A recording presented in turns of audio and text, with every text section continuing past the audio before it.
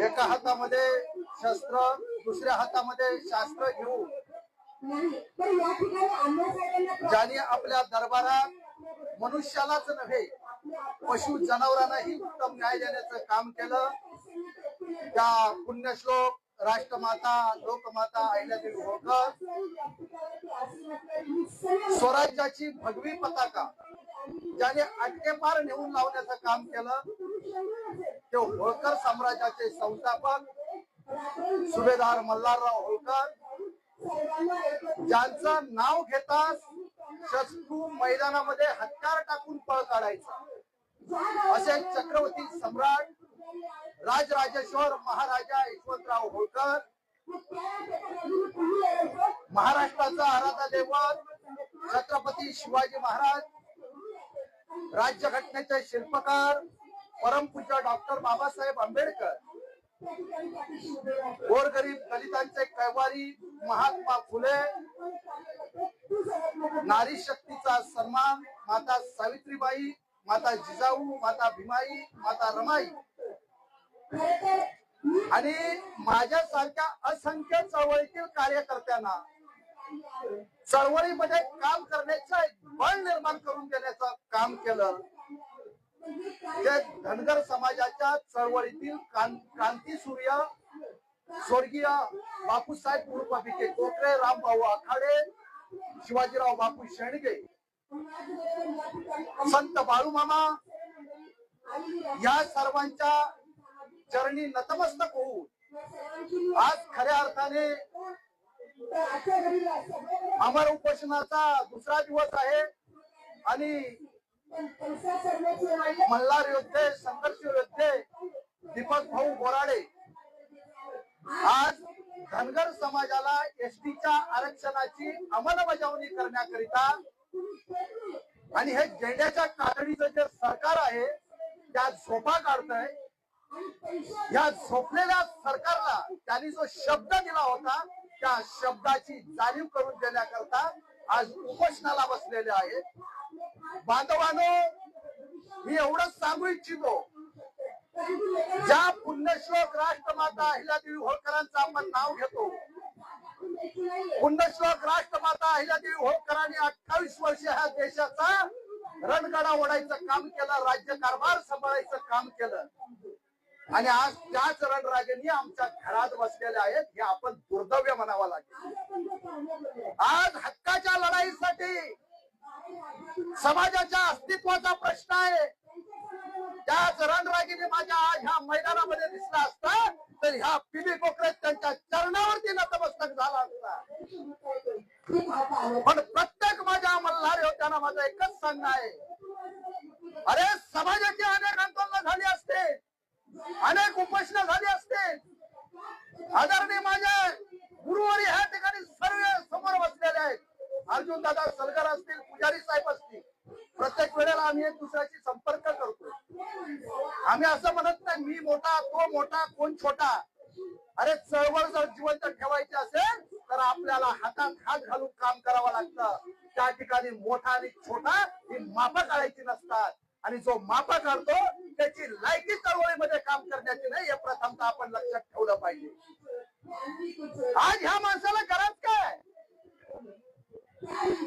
Police दलामध्ये काम करणारा माणूस ऐशो आरामाची जिंदगी घरामध्ये जगू शकला नसता का अरे मागे 15 दिवस उपाशी राहिले आता पुन्हा उपोषणाला बसले काय उपयोग आहे आणि कोणासाठी लढताय त्याची जर कदर नेपाळ भाऊ समाजाला जर तुमची कदर नसेल तुमच्या लढाची जर जाणीव नसेल तर आपण लढून सुद्धा काही फायदा नाही असं माझं एक प्रामाणिक मत आहे आपण लढायचं कोणासाठी आज महाराष्ट्रातील धनगर समाज ज्या ठिकाणी अन्याय होतो तेव्हा तुम्हाला आमचे फोन नंबर बरोबर लक्षात येतात दादा माझ्यावर किती अन्याय झाला आमच्या ठिकाणी अत्याचार झाला तुम्ही आवाज उठवला पाहिजे तुम्ही सोशल मीडियावरती व्यक्त झाला पाहिजे पोलीस स्टेशनला आलं पाहिजे अरे का आम्ही यायचं कशासाठी यायचं काय उपयोग आहे काय यायचं एक दिवस एक तास तुम्ही समाजासाठी देऊ शकत नाही आणि तुमच्यावरती मात्र अन्याय झाला की रात्रीचा दिवस करून आमचं घरदार सोडून आम्ही तुमच्यासाठी उभं राहायचं प्रत्येक मल्हार मावळ्यांनी हीच गोष्ट लक्षात ठेवणं गरजेचं आहे. जो समाजाला साथ देईल, जो समाजासाठी रात्रीचा दिवस करेल, त्याच्यासाठीच आपण रात्रीचा दिवस केला पाहिजे. तो समाजाला साथ देत नाही, त्याच्यावर अन्याय होऊ द्या, अत्याचार होऊ द्या, आपणही सोडून द्यायचं. ही भूमिका जोपर्यंत समाजात आपण घेणार नाही, तोपर्यंत आपला समाज रस्त्यावर उतरणार. बांधवांनो, सरकार एका बाजूने कोची करत आहे, बोलायला गेला की त्यांना माहिती आहे त्यांची तोंड कशी बंद करायची. मग खोटे नाटे आमच्यावर तुमच्यावरती गुन्हे दाखल होतील, तुमच्यावरती दबाव तंत्र निर्माण होईल की आम्ही त्या गुन्ह्याला घाबरायचं आणि घरात बसायचं. अरे महाराष्ट्र सरकारने खास करून ह्या देवेंद्र फडणवीसला माझी चेतावणी आहे. हे धनगरांच्या पट्ट्यात सुभेदार मल्हारराव होळकरांनी आपल्या मनगटाच्या जोरावर आणि तलवारीच्या ताकदीवरती ह्या स्वराज्याचा गाडा अट्टेपार नेऊन लावण्याचं काम केलं. आणि तुम्ही ह्या मल्हार योद्ध्यांना धमक्या देता काय? अरे माझ्यासारख्या हजारो जर पट्ट्या रस्त्यावर उतरले ना, तुमच्या चड्ड्या पिवळ्या झाल्याशिवाय राहणार नाही. हे प्रथमतः देवेंद्र फडणवीसच्या आणि त्याच्या टीमनी लक्षात ठेवावं. अरे 2014च्या अगोदर तुम्ही आम्हाला भूल देता. जे काँग्रेसचं सरकार होतं ते आमच्यासाठी भाकड ठरलं, वाच ठरलं. वाच का बोलतो? शेतीत जरी काम करायला गेलो, त्या शेतीने जरी आपल्याला चांगलं धान्य दिलं नाही तरी त्या शेतीला आणि त्या जमिनीला आपण नाव ठेवायचं काम करतो की नाही अर्जुन दादा? करतो. मग काँग्रेसने आम्हाला इतके वर्ष झुलवत ठेवला, आमचा उपयोग केला 3 कोटी धनगर समाजाचा. म्हणून आम्ही काय म्हणालो, एक दुपटी म्हैस आमच्या भारतीय जनता पार्टी जी आमच्या नजरेसमोर आली. आम्ही म्हणालो आता ही दुपटी म्हैस तरी आम्हाला दूध देईल. ही फड भाकड ठरली, ही फड वाज ठरली. अरे ही वाज नाही, ही भाकड नाही, हिच्या बुडात जातीवाद भरलेला आहे. फक्त धनगरांना द्यायचं नाही. ही वस्तुस्थिती या भारतीय जनता पार्टीने निर्माण केली. 2014च्या आगे पूर्वी आपले नरेंद्र मोदी साहेब काय म्हणाले होते? भाई और बहनों, ये जो धनगर समाज है इनको सुनना तो चाहिए था, इनको समझना तो चाहिए था, मगर इन्होंने क्या किया? इनके पीठ में सुराग भोग दिया. अरे त्यांनी सुराग भोगला, तू तर जवळ घेऊन केसाने गळा कापलास. हे आमच्या लक्षात कधी येणार? अरे बांधवांनो, आपण व्यक्त झालो पाहिजे आणि ह्यांच्या गळचंड्या पकडल्या पाहिजे. गळचंड्या ह्यांच्या गाड्या अडवल्या पाहिजे, ह्यांना जाब विचारला पाहिजे. ह्यांना धम्म काय झालंय?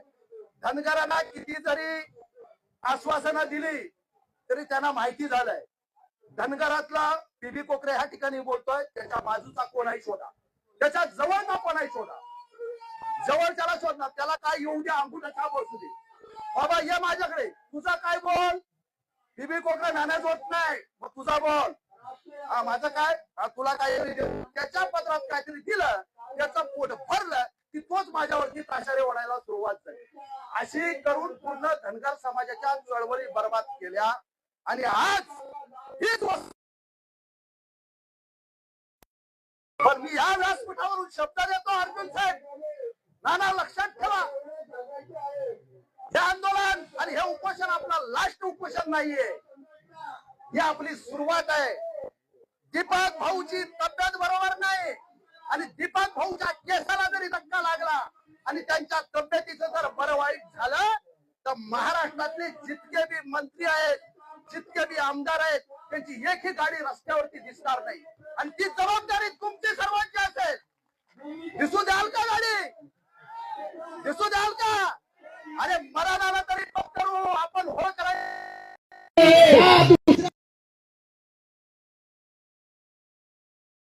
होळकरांनी त्यांच्या अवलाद आहोत ना. आम्ही अशोक सम्राटांचा इतिहास सांगतो, चंद्रगुप्तांचा इतिहास सांगतो, भल्या भल्या सर्व आमच्या महापुरुषांचा इतिहास सांगतो. पण आपण करतोय काय हे प्रथमतः आपण लक्षात ठेवलं पाहिजे. आज मला अपेक्षा होती 2 दिवसापासून आम्ही कसा सुद्धा सुकला आमचा अर्जुन साहेब. आम्ही ओरडून सांगतोय, मुंबई असेल, नवी मुंबई असेल, पालघर असेल, ठाणा असेल, कारण आझाद मैदान येथील असणाऱ्या समाजासाठी हे जरा एक उत्तम आहे आणि हा ठिकाणचा जो समाज आहे तो आपला लवकर या ठिकाणी आझाद मैदानावर पोहोचू शकतो. बरीच मंडळं आहेत, बऱ्याच संघटना आहेत, पण वर्षात एक कार्यक्रम करायचा. ह्यापुरतीच मंडळ आहेत का? ह्यापुरत्याच संघटना आहेत का?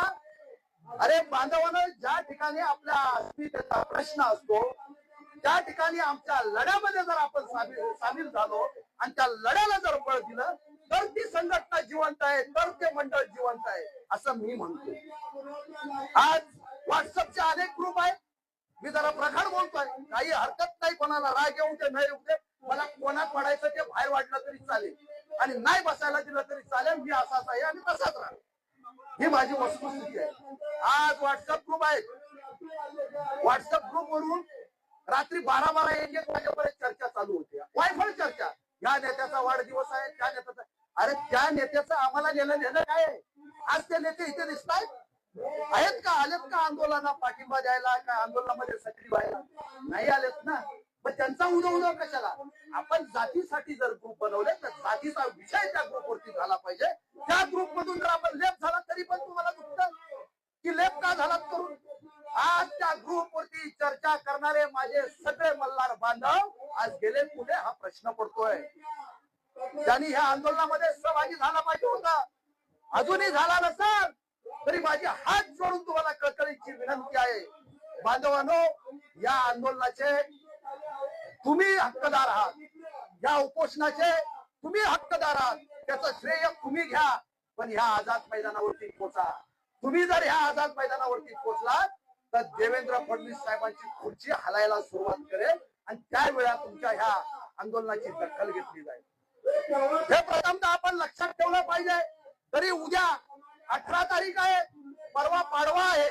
जर खऱ्या अर्थाने जो माणूस आजारी असताना सुद्धा आपण इथे मगाशी नाश्ता करत होतो, पण आपल्यालाही वाईट वाटत होता, माझ्या डोळ्यातून अश्रू पडत होते की आम्ही इथे नाश्ता करतोय आणि आपल्यातला एक बांधव ह्या मंचावरती झोपलेला आहे, त्याची तब्येत ठीक नाही आणि त्याच्या पोटात मात्र एक अन्नाचा कण नाही आणि पाण्याचा थेंब नाही. हे दुर्दैवी आहे, हे वाईट वाटतंय. पण ह्या व्यथा आम्ही मांडायच्या कोणाकडे?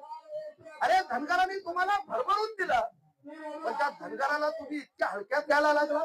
त्यांच्या आंदोलनाची तुम्ही दखल घेत नाही. त्यांचे आंदोलन करते असतील, त्यांचे उपोषण करते असतील, त्यांना तुम्ही गाडायचा प्रयत्न करताय. आणि महाराष्ट्रातील माझ्या प्रत्येक माझ्या समाजाच्या नेत्यांना हक्काने मी आज सांगू इच्छितो आणि संदेश देऊ इच्छितो.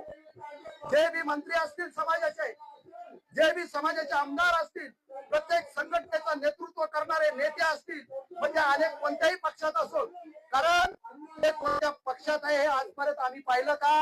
नाही पाहिलं. त्यांच्या बाबतीमध्ये जर कोणी आगपाखड केली तर आम्ही छातीचा कोट करून त्यांच्यासाठी लढायचं काम केलं. आज आम्ही त्यांना साथ घालतोय ना. अरे बांधवांनो, तुम्ही ज्या पक्षाचं काम करताय, नेत्यानं तुम्ही ज्या पक्षाचं काम करताय, तो पक्ष आम्ही पाहिला नाही, तो फक्त नेता पाहिला, कारण तो माझ्या जमातीचा आहे आणि त्याचा पाठीशी आपण उभं राहिलं पाहिजे, त्याचे हात मजबूत केले पाहिजे. ही जर नीती आम्ही ठेवली, ही जर ध्यानात आपण ठेवली तर आज दीपक बोराडे बसले तसं समजू नका. तुम्ही स्वतः ह्या उपोषणाला बसला असं समजा. तो माझ्या अस्मितेचा लढा आहे, तो माझ्या हक्काचा लढा आहे आणि त्या लढ्यामध्ये मी जबाबदारीने त्या ठिकाणी उपस्थित राहिलं पाहिजे आणि त्याच्यामध्ये सहभागी झालं पाहिजे. असं प्रत्येक माझ्या नेत्यांनी हा विषय जर मनावर घेतला तर आज ह्या मुंबईमध्ये या सरकारचे धाबे दणाणतील, त्यांना सळो पळो करून सोडण्याची वेळ येईल. हे संध्याकाळी तुमच्या हातात सर्टिफिकेट आणून देतील, हे मी तुम्हाला सांगू इच्छितो. पण आज सरकारच हे ओळखून आहे धनगरांमध्ये कुठेतरी फूट पडली पाहिजे. अर्जुन दादा आणि मी जर सोबत जात असू तर अर्जुन दादांच्या कानात काहीतरी वेगळं सांगायचं की मला असं वाटतं की अर्जुन दादांना माझ्याबद्दल काहीतरी सांगलं की मी अर्जुन दादाशी चर्चाच करायची आणि तसंच निघून जायचं. माझ्यात आणि अर्जुन दादा मध्ये दुरावा निर्माण करायचा. हा दुरावा आजपर्यंत या सत्ताधाऱ्यांनी, याच्या अगोदर काँग्रेसने केला, आता भारतीय जनता पार्टी करते.